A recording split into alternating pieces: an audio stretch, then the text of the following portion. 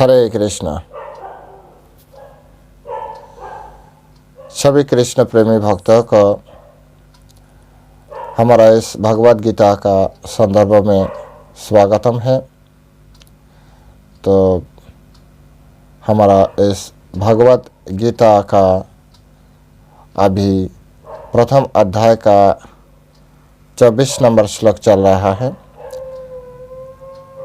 तो इस श्लोक को खूब ध्यान से हमें श्रवण करना चाहिए। हमारा ये विनम्र प्रार्थना है। जितना भी आप लोग सुन रहा है तो कृपया ध्यान से सुनिए, श्रद्धा से सुनिए। यहाँ पर इतना ज्ञान है जो इस भौतिक जगत में भी सारी शास्त्रों को मिलाकर भी इतना ज्ञान हमें नहीं मिलेगा। तो चलिए शुरू करते हैं। नमो ओम विष्णुपादाय कृष्ण पृष्ठाय भूतले श्रीमते भक्ति वेदांत स्वामिनिति नामिने नमस्ते सारस्वती देवे गौरवाणी प्रचारिणे निर्विशेष शून्यवादी पाश्चात्य देशतारिणे वांछा कल्पतरुर्भस्य कृपा सिंधुभ्यो च पतितानां पावनेभ्यो वैष्णवेभ्यो नमो नमः। जय अनंत कोटि वैष्णव वृंद की जय, श्रील प्रभुपाद की जय, श्रीमद् भागवत गीता कथा श्रवणकारी भक्त वृंद की जय। निताय गौर सीतानाथ व्रत प्रमानंदे हरि बोल। हरे कृष्ण। ओम नमो भगवते वासुदेवाय। ओम नमो भगवते वासुदेवाय। ओम नमो भगवते वासुदेवाय। श्रीमद् भगवद गीता प्रथम अध्याय अर्जुन विषाद योग श्लोक नंबर 24। संजय उवाच एवं मुक्ता ऋषिकेश गुडाकेश न भारत सेनैरुभयोर्मध्ये स्थाप्य रथोत्तमा। एवं मुक्ता ऋषिकेश गुडाकेश न भारत सेनैरुभयोर्मध्ये स्थाप्य रथोत्तमा। हरे कृष्ण। तो अभी इस संस्कृत श्लोक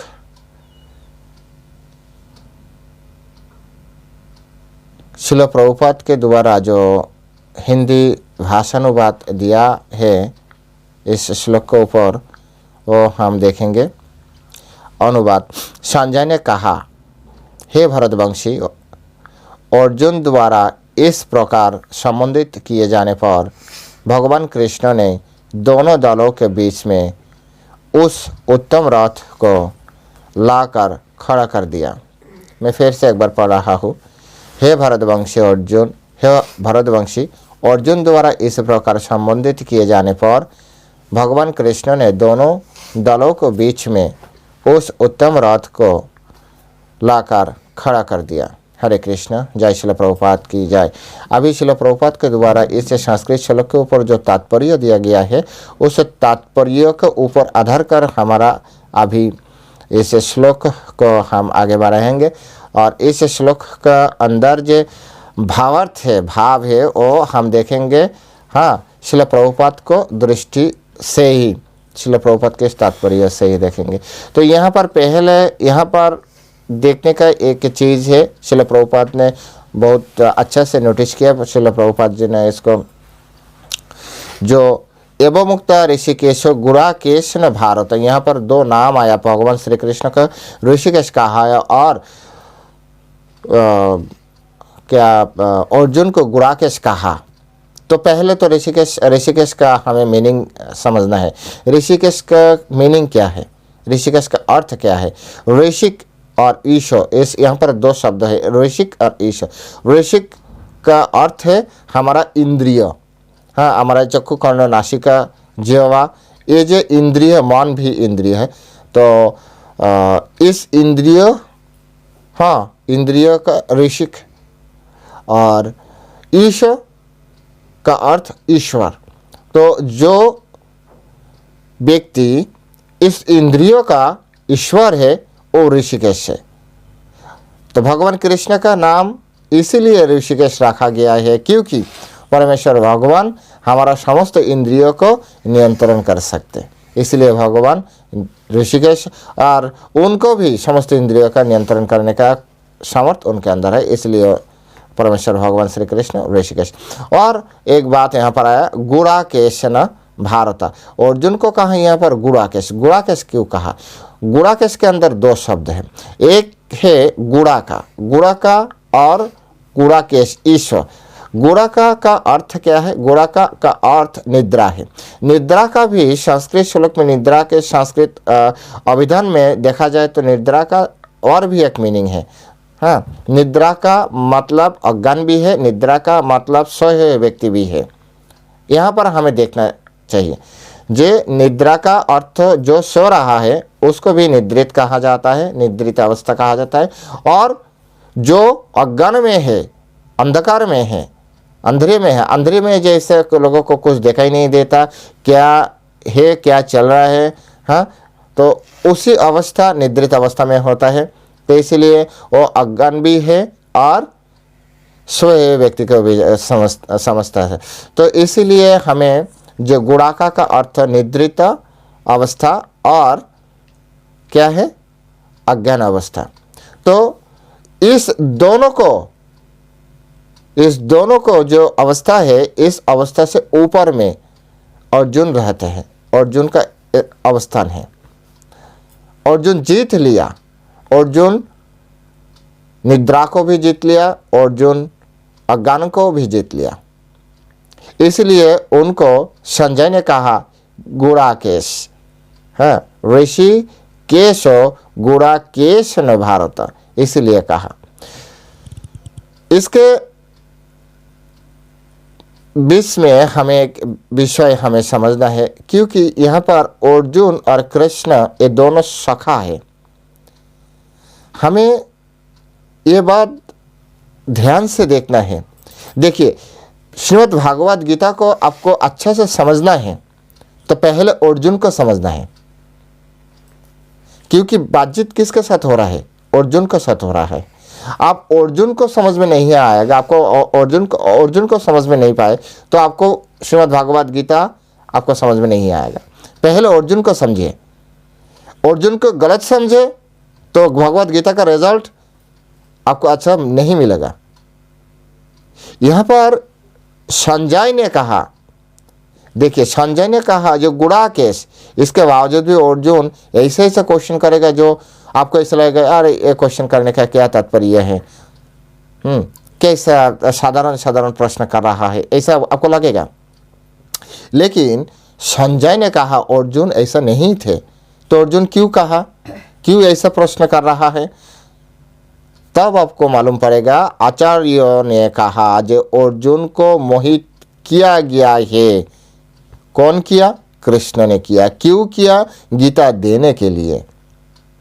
जैसे शंकराचार्य ने कहा सर्व उपनिषद गाभ दुग्ध गोपाल नंदन पार्थ वत्स सुधीर भक्त दुग्धम गीतामृतम महत। ये हमारा जितना भी उपनिषद है, 108 उपनिषद, ये समस्त उपनिषद का आप गाभी माँ स्वरूप आप देखते तो ये गाभी का दुग्ध, हाँ, जो दूध है ना, ये दूध है गीतामृत। आता है कैसे? माँ कैसे दूध देते हैं? उनको संतान, उनको बच्चों के लिए देते हैं। तो यहाँ पर बच्चों तो चाहिए, नहीं तो दूध निकलेगा नहीं। दोनों दरकार है, एक ग्वाला भी दरकार है और गौमाता का बच्चों भी दरकार है। तो गौमाता समस्त शास्त्र और ग्वाला भी रेडी है, परमेश्वर भगवान श्री कृष्ण। उनसे अच्छा कौन हो सकते? उनसे अच्छा कौन हो सकते जो हमें समस्त शास्त्रों को सिद्धांत तो हमें एक ही बात में समझने का जो शक्ति उनके वाला और कौन है? तो इसलिए परमेश्वर भगवान अभी यहाँ पर समस्त शास्त्रों को मंथन करने के, जो समस्त शास्त्रों से जो निर्देश वो निकालने के लिए वो खुद यहाँ पर है। लेकिन देगा तो देगा, किसके उद्देश्य देगा? लेगा कौन? आधार तो चाहिए, वत्स तो चाहिए। तो इसलिए वत्स बनाया अर्जुनों को। इसीलिए अर्जुन यहाँ पर एक के बाद एक टोटल यहाँ पर लगभग 16 प्रश्न किया, 16 प्रश्न किया। यहाँ पर इस भगवत गीता टोटल कार्यक्रम को समझने के लिए अर्जुन को पहले समझना है। अर्जुन अत्यंत मेधावी, टैलेंट, पराक्रमशाली, वीर योद्धा, किंतु कृष्ण को मोहन मोहन लीला से, हाँ, कौन टिक सकते कृष्ण का लीला के सामने। अर्जुन का अवस्था अभी ऐसा होने जा रहा है, अभी भी चल रहा है, अभी भी देखेगा, सामने देखेंगे आप लोग। तो जो भी है, यहाँ पर अर्जुन को थोड़ा भी अज्ञानता नहीं था, थोड़ा भी अज्ञानता नहीं था। अभी वो टोटल कैसे चल रहा है, कृष्ण का बस में चल रहा है, कृष्ण का बस में। देखिए इसको बारे में एक छोटा उदाहरण भी हम दे सकते हैं। आप ऐसे कोई पेपर का प्लेट, एक पेपर लीजिए, उसको ऊपर थोड़ा आयरन का, थोड़ा लोहा का टुकड़ा इसको ऊपर रखिए, नीचे से, है, नीचे से आप मैग्नेट घुमाइए, ऊपर में देखिए आपको क्या देखने मिलेगा, जहाँ जहाँ पर मैग्नेट जा रहा है वहाँ पर आपको लोहा का टुकड़ा जाएगा। देखिए मैग्नेट नीचे है, साधारण दृष्टि से किसी को दिखाई नहीं देगा जो नीचे क्या चल रहा है, और ये लोहा कैसे चल रहा है, इसके ऊपर लोहा का कोई क्षमता नहीं है, कोई क्षमता नहीं है इसे चलने के लिए, लेकिन वो चल रहा है। तो जो बुद्धिमान है ना, जो इंटेलिजेंट पर्सन है, उनको ये ज्ञान अवश्य आएगा जे नीचे ऐसा कोई शक्ति इसके नीचे है जो उनको हिला रहा है। इसी हिसाब से हमें देखना है, अर्जुन यद्यपि ज्ञानी है, अर्जुन को ऐसा अज्ञानता अर्जुन को पास नहीं है, तब भी अर्जुन ऐसा कर रहा है। अर्जुन को शरीर कांप रहा है, कुछ समय बाद में आपको भी पता चलेगा। हाँ, अर्जुन गांडीव छोड़ देगा। तो वो किसके लिए हो रहा है, नीचे मैग्नेट जैसे कृष्ण करा रहा है उनको दिए, ये समझना है पहले। कोई अर्जुन को गलत एस्टिमेट में क्या अंडर एस्टिमेट मत कीजिए। अर्जुन बहुत बड़ा ज्ञानी भी है, पराक्रमशाली वीर योद्धा भी है, और उनका सबसे बड़ा परिचय स्वयं कृष्ण ने उनको क्या कहा, सखा कहा। आप जैसे एक डॉक्टर है तो उनको सखा कौन हो सकता है, डॉक्टर तो न एक लेबर, एक क्लीनर और एक रिक्शा वाला उनको सखा होगा कभी नहीं होगा, ऐसा होता नहीं, वास्तव दुनिया में ऐसा होता नहीं। एक बहुत बड़ा पॉलिटिकल लीडर को देखिए, जब हमारा अभी प्रधानमंत्री श्री नरेंद्र दामोदर मोदी है, तो उन्होंने कितना ऑनेस्टली कहा है, जब हम पहले चावल थे, हाँ चावल थे, लेकिन जब उन्होंने प्रधानमंत्री तो उनको मिला, पद मिला, तब उनको कोई फ्रेंड है, चावल फ्रेंड है नहीं है, और होगा भी नहीं। उनका अभी फ्रेंड है बहुत बड़ा डोनाल्ड ट्रम्प, पुतिन, ऐसा बहुत बड़ा और लोगों को नाम मुझे पता नहीं। तो ऐसा जो अलग अलग देश का राजा है, प्रधानमंत्री है, मतलब एक्चुअली बड़ा पद में है, उनका वही उनका यह है। तो जो मेरा कहने का तात्पर्य ये है, जो स्थान में रहते हैं उनको फ्रेंडशिप उसी स्तर में रहते हैं। समझ में आया आपको लोग? इसीलिए कृष्ण तो सुप्रीम पर्सनालिटी, तो उन्होंने क्या किया, अर्जुन को सखा कहा। तो सखा तो अर्जुन तो ऐसा कुछ ना कुछ उनके अंदर होना ही चाहिए ना। अर्जुन इतना बड़ा मापेर एक लोग है, इतना बड़ा है। जैसे कृष्ण का हृदय महान है, अर्जुन का हृदय भी महान है। जैसे कृष्ण भी बड़ा योद्धा है, भौतिक लेवल में अर्जुन भी बड़ा योद्धा है। यूनिवर्सली कृष्ण सबसे अच्छा है, लेकिन इस भौतिक जगत में अर्जुन सबसे अच्छा, इसलिए तो उनको फ्रेंड कहा, मित्र कहा, सखा कहा। तो इसलिए उसको अंदर कोई कमती नहीं, इस भौतिक जगत में रहने के लिए कोई भी अज्ञानता नहीं है, ये हमें समझना है। बाद में कहा जे अर्जुन के द्वारा इस प्रकार संबोधित किए जाने पर भगवान कृष्ण ने दोनों दलों को बीच में उस उत्तम रथ को लाकर खड़ा कर दिया। कितना अच्छा सारथी है। अर्जुन ने कहा बीच में लेकर चलो, तो कृष्ण ने तुरंत रथ को लेकर बीच में खड़ा कर दिया। हाँ, कितना गवाह। तो इनसे हमें क्या पता चलते, इनसे हमें क्या पता चल, जो परमेश्वर भगवान उनको भक्त के लिए सब कुछ कर सकते। आप जानते हैं इस युद्ध में अर्जुन को, इस युद्धों में अर्जुन को जिताने के लिए कृष्ण ने शर्त वर्ण किया। बलराम जी तो बोल ही दिया जो ये दोनों हमारा संबंधी लगते हैं, तो इनको किसी को पक्ष और किसी को विरोधी ऐसा बोलना नहीं चाहिए, ये बोलना नहीं चाहिए। हाँ। तो अभी देखिए क्या चल रहा है। कृष्ण ने भी ऐसा बोल देगा तो कृष्ण का भक्त वात्सल्य उसके ऊपर लांछन लग सकते। कृष्ण फाइट करेगा तो विरोधी पक्ष में कोई होना नहीं होना वो ना बराबर ही समान है। तो देखिए कृष्ण, अर्जुन और पांडवों को जो अवस्थान है, भौतिक जगत का अवस्थान, वो बहुत बड़ा योद्धा। दिखाने वाला कौन था? कृष्ण ने दिखाया उनको बहुत बड़ा योद्धा था। जब कृष्ण ने अप्रकट हुआ, श्रीमद् भागवतम पाठ कीजिए, जब कृष्ण ने इस भौतिक जगत छोड़कर चित जगत में चला गया, तब ये अर्जुन ने उनको गांडीव उठाने के लिए जो शक्ति चाहिए वो भी नहीं था। वहाँ पर तीर संधान करने के लिए जितना शक्ति चाहिए वो भी नहीं था। तो अभी गांडीव उठाकर इतना अच्छा योद्धा कर रहा है, किसके लिए, किसके पावर से कर रहा है? कृष्ण के पावर से कर रहा है। तो एक्चुअल में कृष्ण ही उनको ये शक्ति दिया था, कृष्ण जिताने के लिए। कृष्ण उनको भक्तों, जो वत्सल, भक्त वत्सल कहते हैं भगवान परमेश्वर भगवान को, उनको जो ये भक्त वत्सल अच्युत भगवान, ये भक्तों को रक्षा करने के लिए कभी भी पीछे नहीं हटते।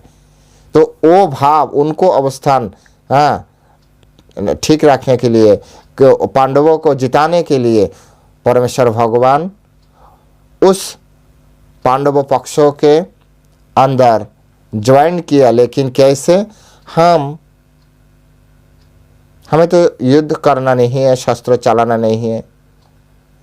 तो अर्जुन चाहे तो मैं उनको सारथ्य वर्ण कर सकते। देखिए कितना है, कितना महान आदमी है, अनंत कोटि ब्रह्मांड का स्वामी है, मालिक है, सृष्टिकर्ता है, चलाने वाला जो है वो अभी रथ चलाएगा।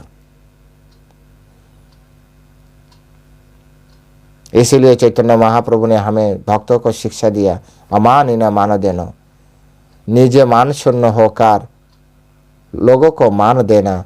परमेश्वर भगवान श्री कृष्ण यद्यपि उन्हीं सब मान का एकमात्र उपयुक्त व्यक्ति उन्हीं है, उन्हीं को मिलना चाहिए। इस प्रशंसा, इस भौतिक जगत में और आध्यात्मिक जगत में जितना भी प्रशंसा हमारा शब्दों में होता है, ये सब कुछ एकमात्र परमेश्वर भगवान कृष्ण को लिए होना चाहिए। लेकिन अभी कृष्ण सब कुछ छोड़कर सिर्फ अर्जुन को सम्मान दे रहा है। यही परमेश्वर भगवान श्री कृष्ण आज्ञावाहक बन गया, सिर्फ भक्तों के लिए, भक्तों को सम्मान देने के लिए। तो भक्तगण, मित्रगण, आप भी समझिए, गीता पाठ कीजिए। ये गीता से बहुत कुछ आपको ऐसा सीखने को मिलेगा जो आपको जीवन बदल देगा। आपको जीवन में अहंकार नहीं आएगा। देखिए कृष्ण यहाँ पर क्या कर रहा है भक्तों के लिए, जगत जीव को अच्छा बनाने के लिए। तो हमें क्या करना चाहिए? इसलिए अच्छा से अच्छा होकर पाठ कीजिए। ये भगवत गीता रेगुलर बेसिस पाठ कीजिए, श्रवण कीजिए।